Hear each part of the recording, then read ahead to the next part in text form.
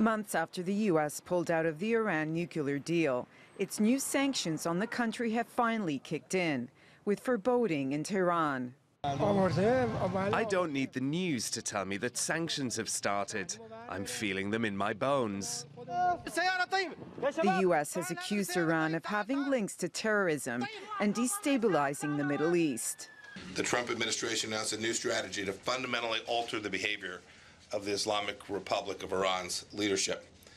At the center of this effort, and there are multiple lines of effort, but at the center of it is an unprecedented campaign of economic pressure. Our objective is to starve the Iranian regime of the revenue it uses to fund violent and destabilizing activities throughout the Middle East and indeed around the world. Iran has vowed to defy the sanctions. It says it will continue to sell its oil worldwide. I announce that we will proudly bypass your illegal unjust sanctions because they're against international regulations.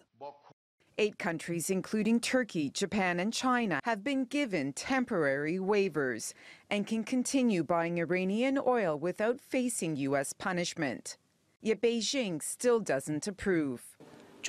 China consistently rejects unilateral sanctions and strong-arm tactics. We think China and Iran carrying out normal cooperation under the framework of international law is lawful and reasonable and should be respected and protected. The European Union, which continues to back the nuclear deal signed in 2015, also says it opposes the new sanctions. Iran marked the reintroduction of U.S. sanctions with air defense drills. It has one of the Middle East's largest missile programs, and some of its weapons have the range to strike Israel. And the Israelis have backed the U.S. action.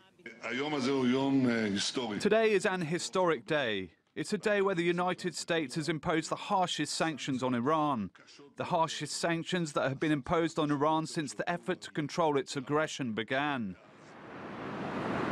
Back on the streets of Tehran, the latest round of U.S. sanctions may have just started on Monday, but Iranians say they have already become a fact of life. The sanctions will definitely put more pressure on Iran's economy. For sure, unfortunately, our people will suffer more.